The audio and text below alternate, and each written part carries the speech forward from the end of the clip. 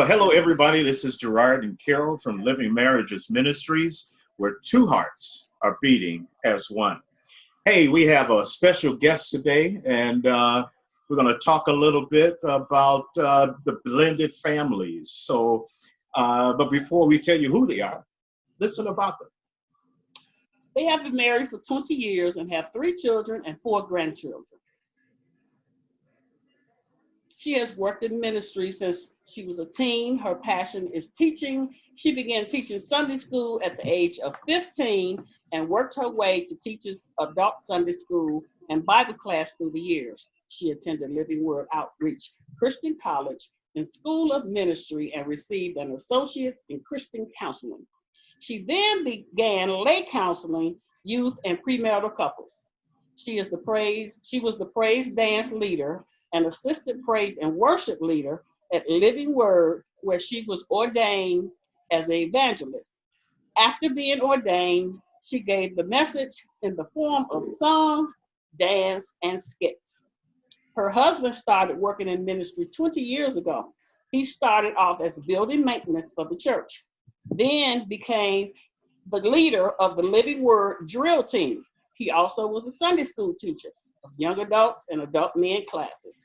He attended Living Word Outreach Christian College and School of Ministry and received an associate's in biblical studies. After he was ordained as a minister, he began to teach Bible class and gave the message on 4th Sunday rotation. His passion is to teach, help young people find good jobs, and find their way to Christ.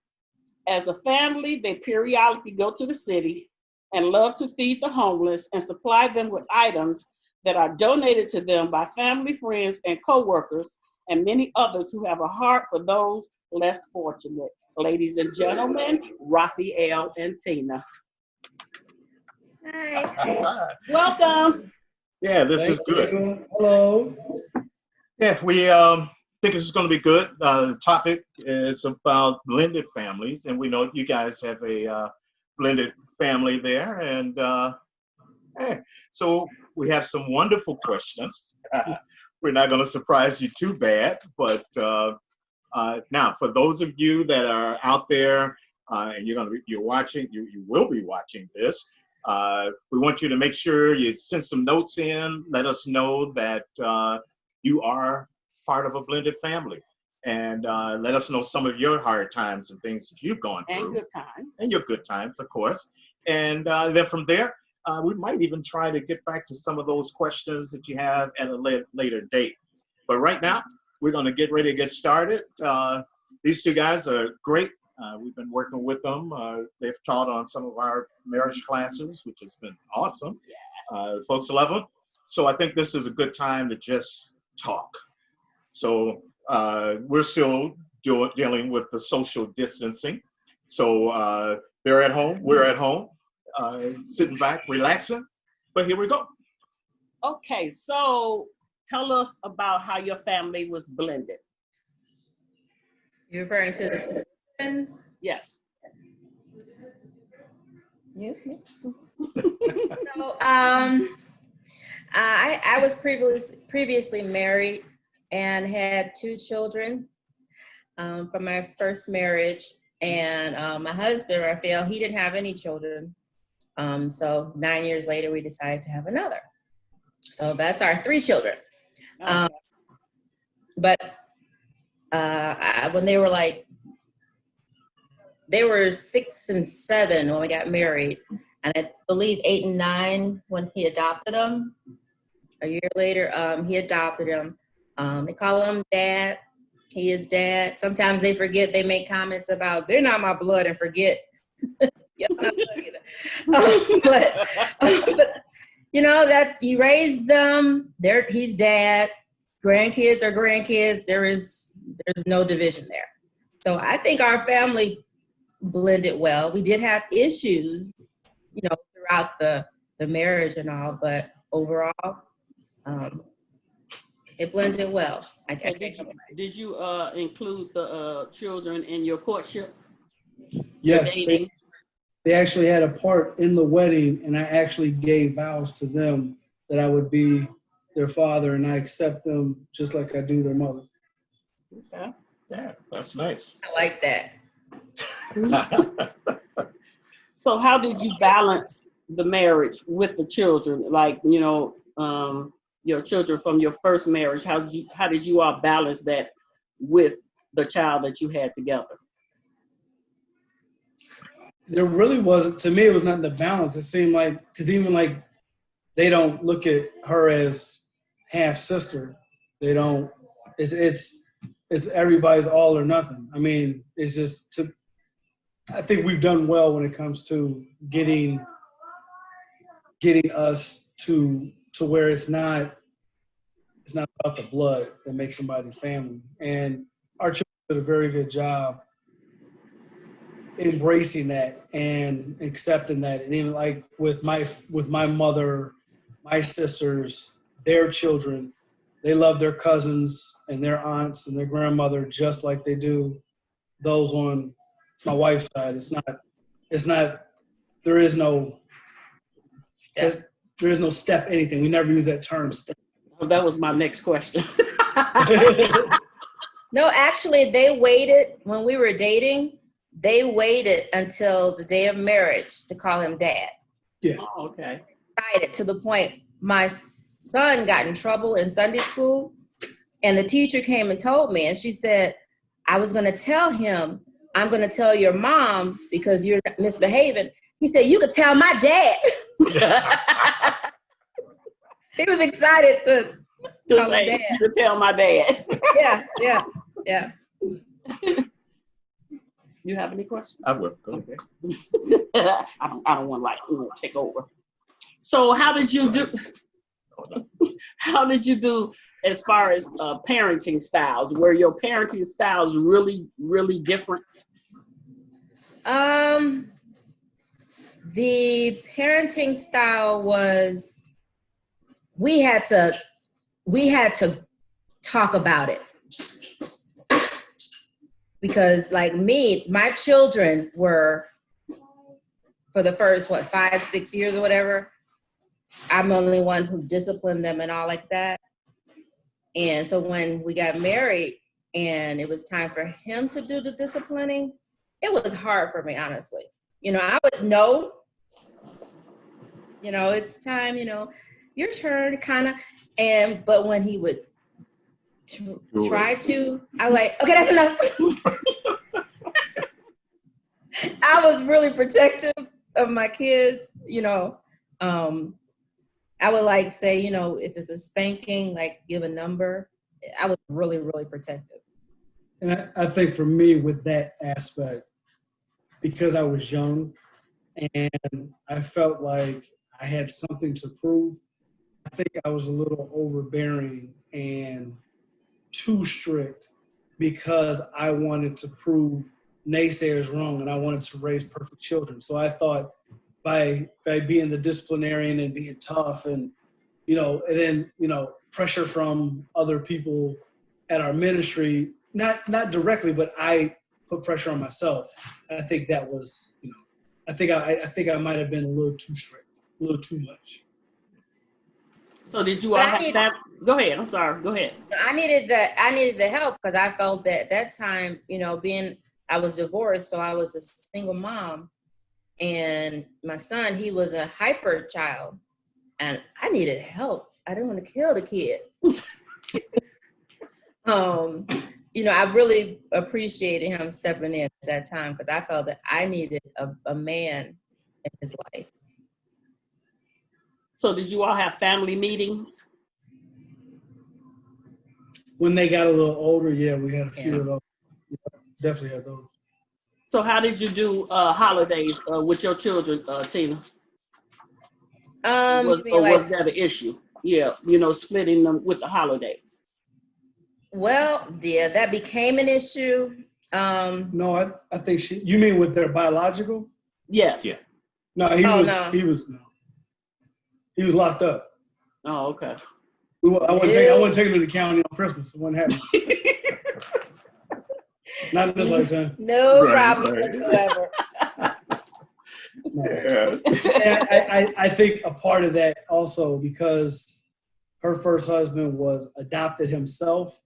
I don't think his family ever really drew to the children because they never, to my knowledge, they never reached out to us to see them. So I don't even know that did it bother them that she had moved on. Yeah, they weren't. My ex's parent, he was adopted, so he really wasn't. There was issues in that, so the whole connection of his new family, it really didn't gel. Okay. So the tradition that you had with your children before you got married, how did you all blend your traditions and his? So that's when all the trouble started. That's when the war started. So I grew up where on Christmas it was just me and my sisters, just two of us, my parents, grandparents. Then we had children. Well, with my husband and her husband. His family, how did y'all grow up? We have a very, very small family. Like the whole people having aunts and uncles. I don't know any aunts. I know none of my uncles. It was my mother, it was my sisters, my stepfather. That was it. And literally that was it. We didn't go to nobody's house. So that whole having like cousins and aunts and grandparents, I knew none of that because my mother came here from somewhere and my father came from another country. So it was tough because there was a Thanksgiving when we were dating. I literally spent Thanksgiving by myself. My mother went to my sister's house and I went and played football with a bunch of my friends, and she brought me a plate of Thanksgiving food, and I was fine with it. It didn't bother me. It was like we were together all the time. My family ate dinner together all the time, so it was like no big deal not to be together on the holiday. So getting into their family, it was traditional. It was dinner, the China cabinet dishes. It was long. So I guess when we got married, his family appreciated it to the point of they started doing it. And I'm like, it's only one day. So that's when it started. We had to split our day. Holidays on the road. We spent the holidays on the road, and that kind of was stressful for our relationship. Big time. You know, I got to the point where I was getting knots in my stomach when holidays were coming up, because it was like, here we go.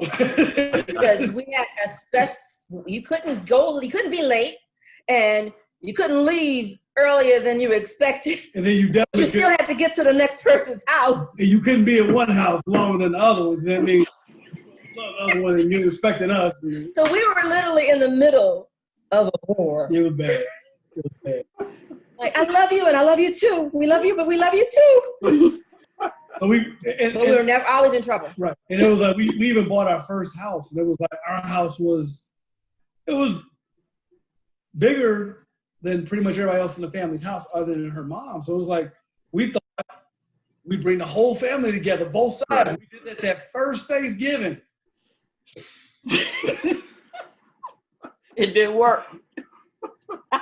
Because when I say our families are 100% exact opposites, our family is 100%, and I am just like my family. She's just like hers. Like opposites. Exact. Yeah. Wow. They say opposites attract, but that's only in that relationship. In a relationship. Okay. We got stories for days with that. Go ahead. Okay, I was on life support, and it was about to be a fight about who was called in what order as I was dying in 2010. Who was called in what order, and I was literally dying. Now let me say, I was the one making the calls. Now he has asthma, and the history has shown I'm out of my mind at that time. But this is the first one. This was the first one. My first bad attack. And the first person I called was my mommy. Right. Natural. That's the first thing I did. You know, I'm delirious. I do circles. I don't know what to do. I was praying in tongues and before stopped. Cell phones. I was, so when I got to the hospital, someone asked me, "Did you call his mom?" I cried because I didn't. I honestly didn't think and didn't do it on purpose. It was an honest mistake, a crisis mistake. I am awful in crisis. Legit. That was the beginning. But that was a question once they got here. Someone it. asked that question before we knew if he was dead or alive.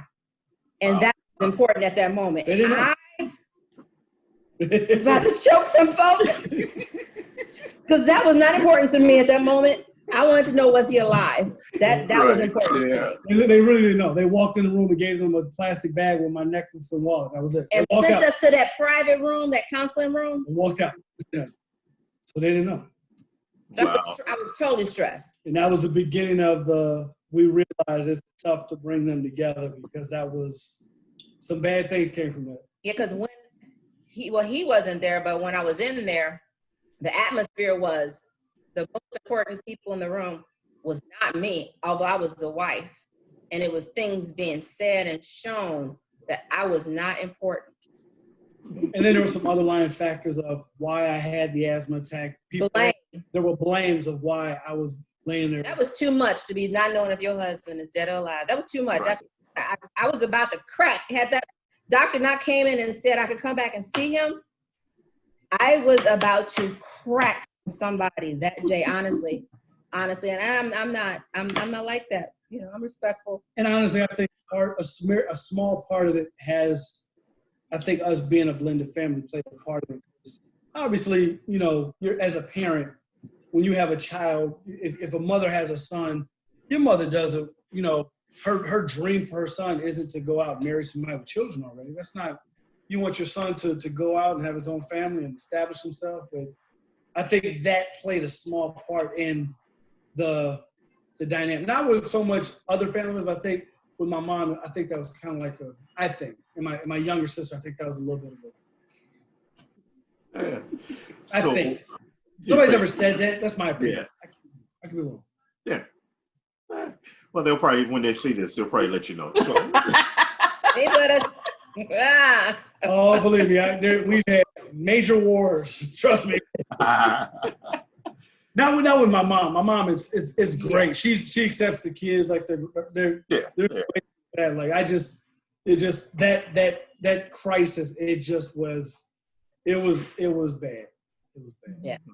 Whenever I have an asthma attack, she calls her first. Asthma attack.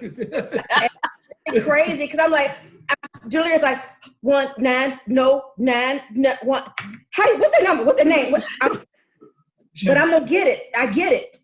Right. Even Aaliyah, she's like, Mom, let me do it, because she knows I am not. She don't handle price well. I don't. At all. My main thing is get him to help now. Right. Yeah. That's all. I don't think about nobody else. That's it. So. That's understandable. So, as a blended family, once the children start getting older, did you all set any, what word am I looking for? I had it and it just left me. But any rituals that you all did set up for your traditions? Yeah. We have a lot. Yeah. We have a lot of traditions.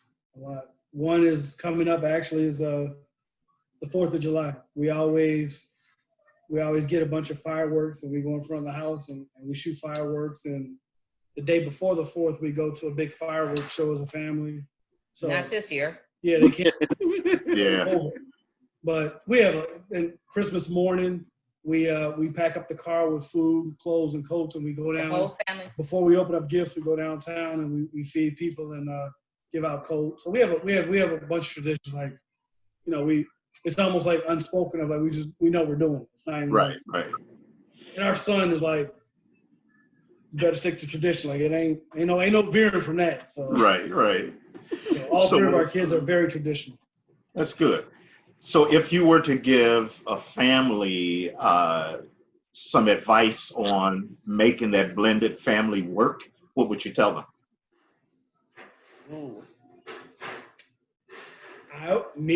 I would probably say be open to difference, be open to opinions, be open to ideas. And not ever gonna have a perfect family. That was probably my personal mistakes I made in my 20s and 30s, I would look at other people's families and I would always think, man, they got it perfect, man. Everything's like perfect. And then I talk to them, it's like, it ain't perfect. Nobody's perfect. Right. There's no such thing as a marriage without arguing. There's no such thing as your kids that really appreciate you. It just does not exist. And it's like, you know, I would tell somebody, just be open to just different things and enjoy it. Just enjoy it and figure it out. You're gonna make mistakes, but you'll figure it out. So that'd be my opinion. That'd be my advice. On my part, he didn't really have issues with my side of the family. It was more the issues was with me and his side of the family. And the thing I would say is I always kept respect. No matter how angry or hurt, I always was respectful. If I didn't understand, I knew. Now, because I studied personality profiling, I kind of knew different personalities, but everybody's not going to know what that part of it. So they didn't recognize mine, and they didn't get me.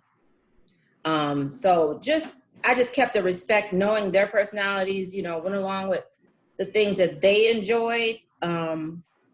And when there were disagreements, I just kept respect. I never cursed them out. I told you that hospital issue, that was going to be the day, but it didn't happen.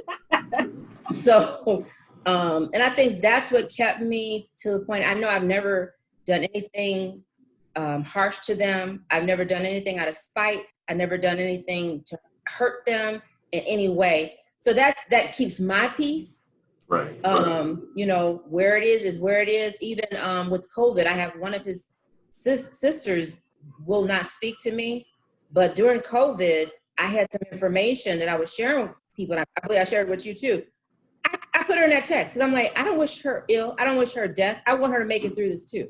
You know, and I've always kept that respect no matter what. So I would just say, you know, stay true to who you are, you know, throughout that. And it's not going to be perfect, like you said. You know, just stay true to who you are and listen and try to make things, maybe try to understand personalities. That will really help, because people think totally different. And when you think they're doing something against you and they're just doing something because they think that's the way it's supposed to be, and you're thinking this is the way it's supposed to be, you end up clashing. So maybe just, you know, try to understand who they are as a person. And even with that, we ain't perfect. We made mistakes also when it came to even dealing with my family. It's just that, you know, when it comes to being open-minded, just be open-minded, because everybody's different. My personality is so different from hers, and I've never really, until we got married, I didn't know anything about personality. I was like, you know, I was just considered a class clown. I didn't know that there's an outgoing personality label. I didn't know that my family was like me. They're outgoing personalities. And I didn't know that her family were introverts. They're not outgoing. I didn't know that. So I would tell somebody, if you're going to blend a family, be open to ideas and different opinions. Yeah. So with the kids, now I'm just going to read this. It says that blended families need to schedule at minimum space for these 4 things: time to all be together, time to be with just your kids, time to be with just their kids, talking, you know, Raphael, you with, and vice versa, and then time to be alone as a couple. Did you all have to go through that? Is that something that you did, where you spent that time with each other? And I know with the one daughter, that's you all's jointly, but yeah. But Raphael, did you, with the kids, did you spend some quality time with them just by themselves before the last one came in? Actually, yes. And we, what I actually started doing, especially with my daughter, the older one, and this was probably before Aaliyah was born, I wanted her to know what it was like to be treated right by a man. So I used to take her on dates. Okay. I would do stuff with her, and just like, it wouldn't, a couple times we planned it, but like we did like some periodical, like just sporadic stuff. Like one time I remember this, it was probably one of my favorite moments with her. She was probably 12 or 13, and she had been like getting into some trouble, or she was bored, or something was going on. And it was like a Thursday night. And I said, Asia, let's go to Lifetime. That's where we used to have a membership at the gym in Orland Park. And she was like, what are we gonna do? I said, I'm gonna take you rock climbing, because they had a kids rock climbing wall. And it was a Thursday night, and she knew how much I love basketball. So I took her over there, got her harnessed up, and she started climbing. But the basketball court was literally right next to the rock climbing. And she said, Dad, I'm cool, thank you. Now go play basketball. And I was like, don't tell Mom. Don't tell Mom. I'm just hearing about this. I never told you about this? Oh. So He didn't tell Mom. I was like, because I told Tina, I was going to take a rock, which I did. Yeah. Say, I want to plan on playing basketball, but she let me, and I was playing, and she looked at me and said, you ready to go? She said, yeah. And I literally ran down the court. I pulled up from half court. I hit the game winner. She ran on the court, gave me a high five, and we ran out the gym together. Waved at everybody, said, bye, you losers, and we ran out. I'll never forget that moment. Never forget that. Yeah, and then my son, we did a lot of stuff together. Me and him. So he was even to this day, like this. If I call him right now at 2 or 3 o'clock in the morning, say, hey, Marcus, I need you to come over here and run through this door for me real quick. He'll run right through the door. He said he wanted a dad. He was not playing. He was not playing. One time, me and one of my sisters got into it. And I told him, I said, if I die, don't let her in my funeral. He said, I got you, Dad. He'll do it. He's legit. So yeah, I spent time with both of them. Yeah, because I think that's real important on that people understand the dynamics between each other and understanding each other, and then putting in the kids. Now, we weren't really a blended family, but she had kids when we got together. And so I did some of the same thing. And kind of followed this a little bit. We had the time that I'll spend with them, take them out to whatever, sledding or whatever. But then I had those moments where we did a vacation, we did one with them, and then we had our own vacation separate, just so we can keep that me time. Yeah, they didn't like that at all, because they wanted we did all the vacations. Yeah. So did you We do that too. Yeah. Well, we did that. Our oldest is 18 now. But every year we would go, me and him on our anniversary time, we go out. And then during the summer, we'll take the kids somewhere on vacation. Yeah. We love that. Well, they didn't really get mad when we went. That's probably because Aaliyah did. Oh yeah, because she was by herself at that point. Right, she was the youngest, and everybody was 10 years older. So Yeah. She's So- usually in the house. So you do recommend that to families, following that, spending that Yes. time? Honestly, Yes. even if I would have had children and brought to this marriage and she brought hers, I would say that in my opinion, that she would have needed to spend time with my children and vice versa, me spend time with her children. I would think that everybody needs to spend time with everybody, not just with, you don't want to lose your relationship, obviously, because you got it. But at the same time, you want them to start building relationships, because we're about to share a house, we're about to share, address, we're about to have like cars. It's like you want them to have a real relationship. And I would say, yes, that is one, you would definitely need to spend time separately with the children and with each other, just so everybody has their own camaraderie. Like this, and you get to know them, because, you would want to know your children. Even if they are your stepchildren, you still want to know them. Right. So how was the teenage years?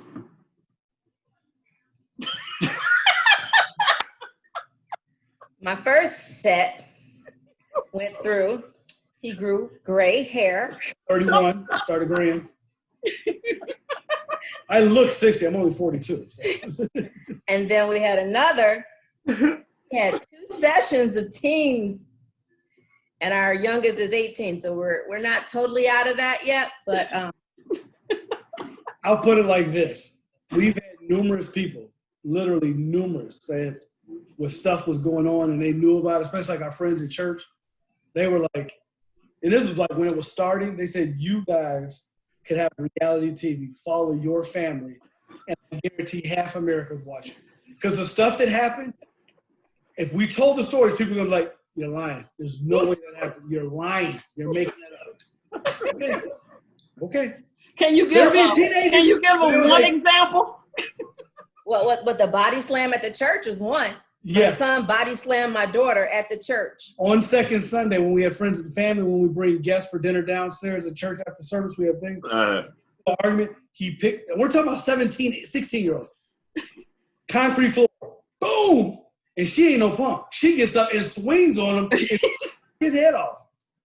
And we're sitting there. You trying to break 16 and 17-year-olds up. Yeah. Yes, the guests look like church we visited. But it was like, those are our kids. Like, our kids. Yeah. Or like we went to the Dells, and all of a sudden there's a fight breaks out in the pool. We knew it was ours. They were fighting each other. Yeah, and maybe worse, not to make it worse, but make more attention. We're the only black people there. There's like 2 white people there. We're the only black people there. Who's in the pool fighting? The 2 black kids fighting each other. And those people fighting each other. Because I wanted you to give an example, because people be acting like this stuff that it doesn't happen. That my teenage kids were good. Carol, only because I got a funny feeling they might actually watch this podcast. I have stories I will tell you next time we're in marriage at the church. I'll tell you some stories. You're gonna say you're lying. You're lying. There's no way. I don't know. One of our kids hit our house with our car that they weren't driving. Without them returning it. They were stealing it and putting it back, and they hit the house. Yeah. Knocked the bricks over.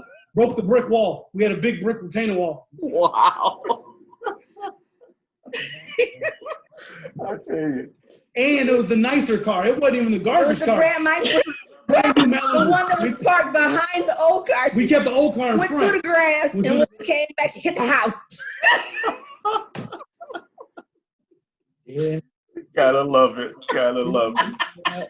So if you were to give somebody like a favorite scripture, or if there was a scripture that helped you all through this whole time, would you have one?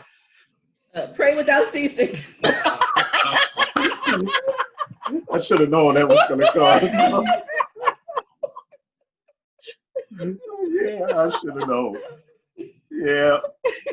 And I guess it's important because, we had to do the same. It's like I say, our kids were great.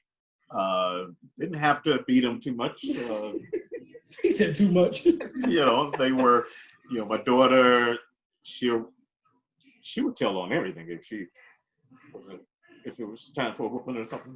Yeah, she would tell everything because she didn't want to get no whooping. She would beg and plead. I mean, she'd be begging so hard that I would have to turn my head so she couldn't see me laugh. But she would like to get whooping. Yeah. But Larry would take the blame for stuff that she did. Yeah. He would take a whooping for her because, it was only 2 of them then. And it was like, I don't understand it. Now I'm going to whoop you because you let me whoop her. No, you let me whoop him and he didn't do nothing. Yeah. So now you finna get another one. So it's just crazy stuff like that. And it's like he would discipline Larry, but he had a little soft heart for Shonda. He only got her, that I remember, one time. And it was bad. Because she had scared us half to death. She was with this guy that somebody had introduced her to at the church, at his dad's church. And they were supposed to have been going for a walk. And her curfew was 11 o'clock? And she hadn't came back yet. Didn't know where she was, didn't know if she was in the car with him. So, mama panicked. All I could see is she laying somewhere cut up and we ain't gonna never find her. So I'm panicking because I'm like, okay, I'm gonna call the girl to introduce her to the boy. She don't know what kind of car the man got or nothing. Didn't know his last name, so I'm freaking out. So I told him go walk the dog because he was just pacing the house. So he went and walked the dog. So I'm sitting on the couch praying that she would come in before he got back. They met each other at the door. And all I heard, my mama said, and then the next thing, she came flying in the house up against the wall. And I'm trying to get her to be quiet. And my mama said, your mama ain't said, Shonda, be quiet. And he took her and he picked up and he threw her down on the couch. I was like, oh my God. But as bad as Yeah, it was. seems. She would not shut up. So then she called because Larry was gone. He had moved out. So she calls Larry to tell him what happened. And Larry said, what did you do? So then she got mad at him because she was trying to get Larry to come get her. It's my baby girl. You know. Not that day. Right. So before your other daughter was born, how did the kids handle when they found out you were pregnant? What? How did they handle it? No, I was gonna say they were excited. Oh, okay. That's what They were excited, but I remember this moment. We were literally on the first floor of St. James Hospital in Chicago Heights. I was pushing her in the wheelchair. She had the baby. And her grandfather brought Marcus and Asia to the hospital. And they came running up the hallway and they were like greeting us or whatever. And I remember I said to Asia, Asia, this is your baby sister. This is Aaliyah Deborah Adlam. She has the same initials as you. And Asia's face said, we got a picture. Somebody took a picture. We have that we picture. have that picture right now. It's from the hospital on that person. Somebody took a picture. I don't know who it was. It might have been her dad or something. Her face dropped. She was not happy with that. Somebody got the same initial as her. Well, I remember she did say before I had her, I'm not going to be the baby girl anymore. Mm. She did say that, so she was concerned that her spot was being taken. Right. Yeah. So how long did it take for them to transition with the new baby, and how, because of course you're putting more time in with the baby now. Right. How did that affect them? Our son, to me, it didn't, because he, like, when we were like holding her or feeding whatever, he was like right there, like watching or like playing with her hand and doing stuff. He taught her stupid songs before she was able to even talk. Like, he was teaching all kind of dumb stuff. Like, That was dumb. okay, stupid, but it was just like he was like a big old geek because he was like 12, 13 years old. Yeah, like, he was. He was a teenager, but he was like, he loved it. Asia. He used to sing "You Are So Beautiful" Yeah. to me. And they used to sing it together. Oh. When she got older, and he was like, "Sing it with me," and Yeah. she's like, "You know," she was doing her little baby song, and Right. it was adorable. I loved it. But our daughter, I probably said it took a little while for her to warm. She was like, she didn't show it, I don't think, but to like totally warm up, I think it took a little bit. Yeah, she helped. She She really helped. She definitely Marcus helped. Yeah. You know, Marcus was her best. They were Right. so, you know, Marcus was with her. I let them help with the diaper and, you know, little things that made it for them to participate.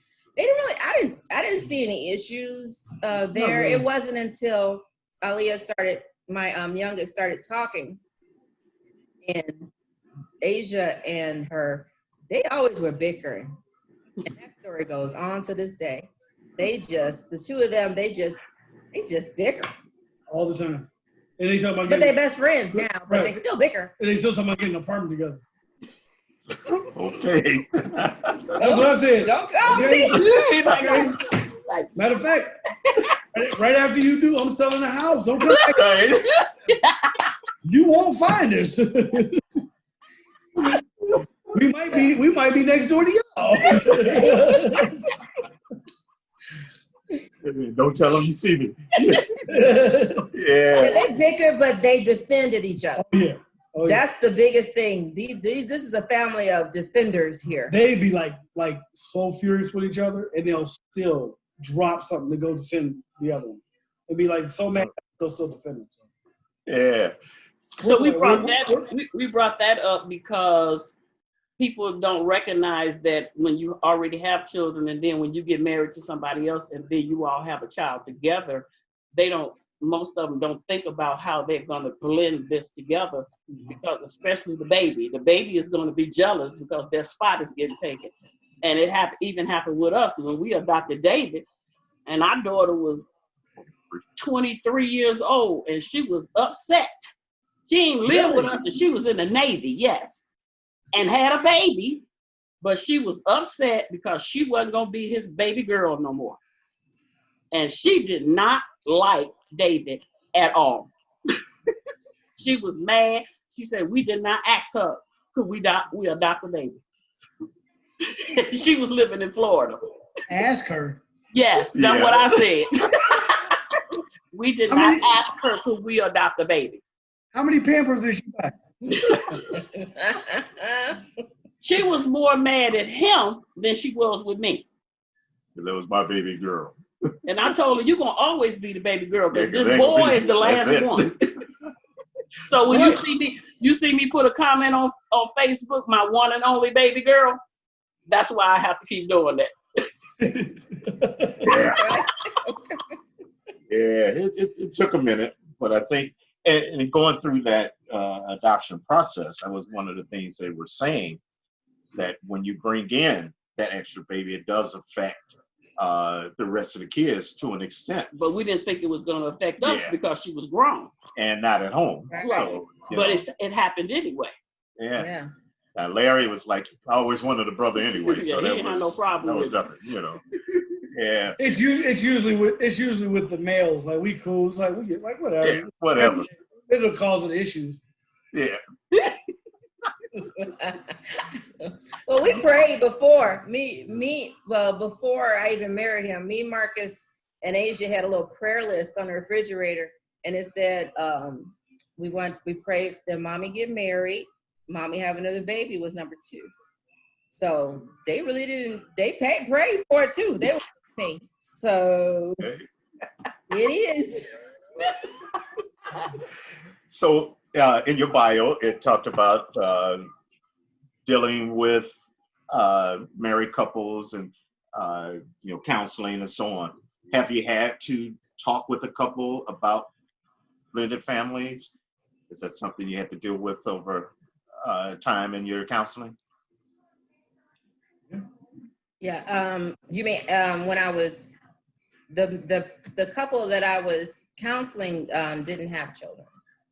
So, no, I mean over the years. We've had a couple or two come to us, and we kind of, I guess it turned into counseling. It wasn't like official to a church, but we ended up giving like wisdom and stuff, especially like with our son.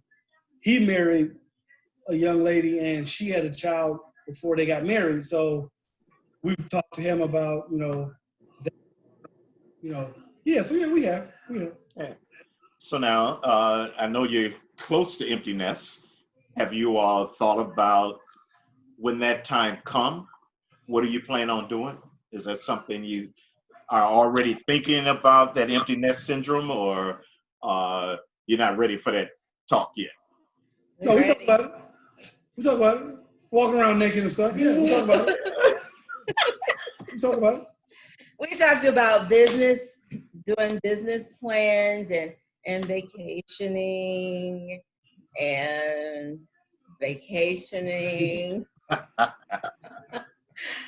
Obviously, we would miss our children, but it's inevitable. I mean, I can't see somebody going through life and not ever become empty nesters. I think it would be something for us to get used to, because of there's always been other people in the house.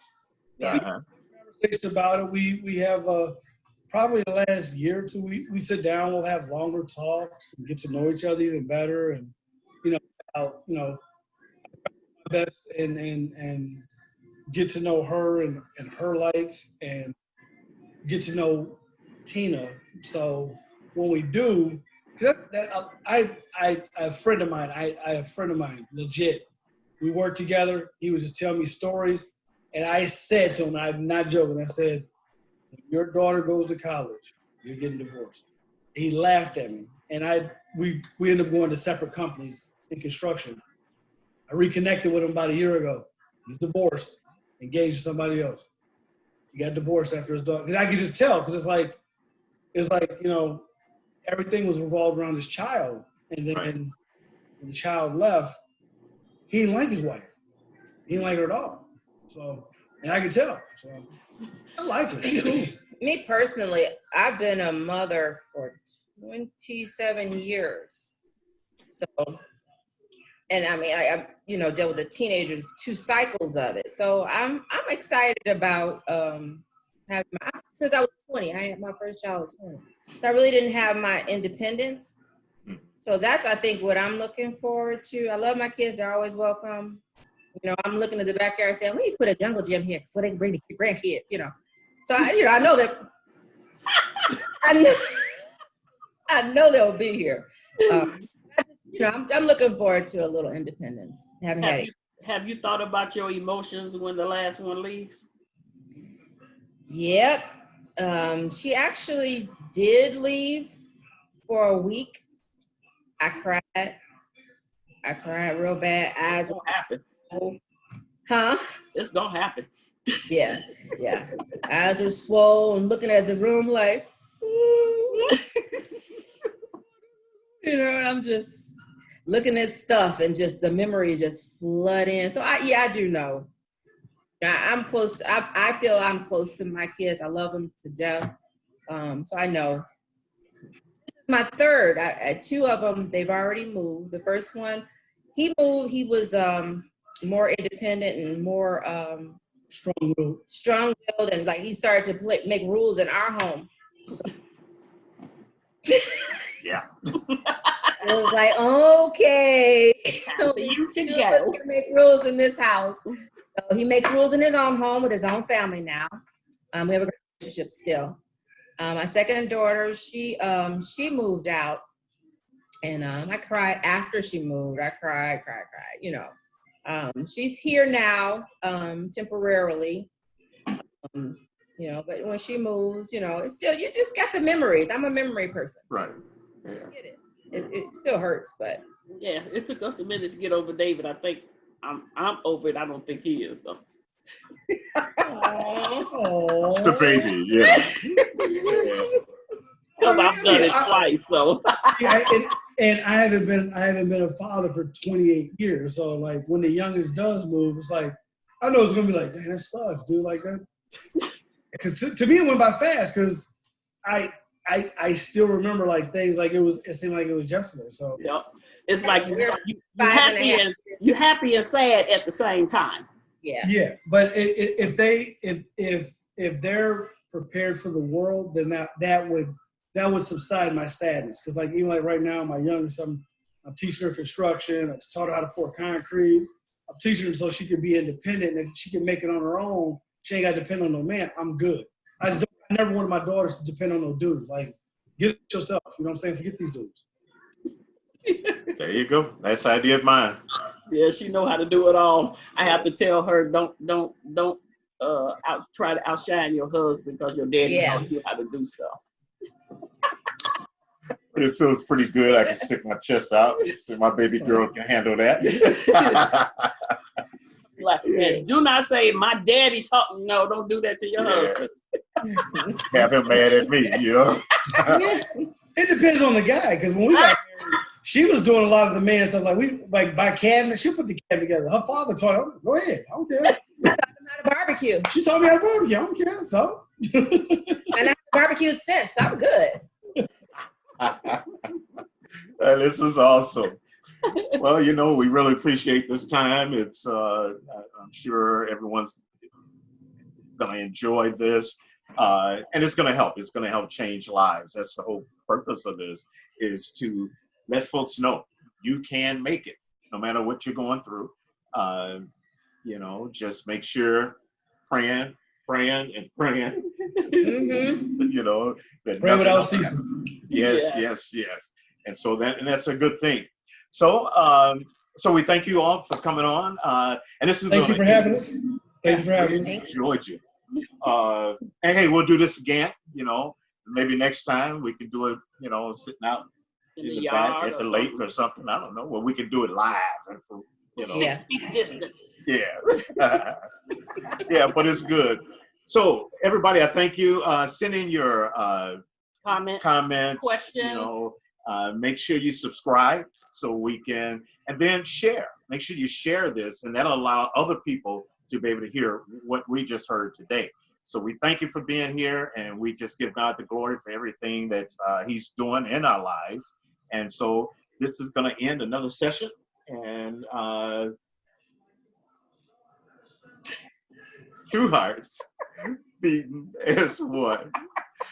We crazy. That's how it is. But we thank you guys, and we're looking forward to the next run. So we just give God the glory.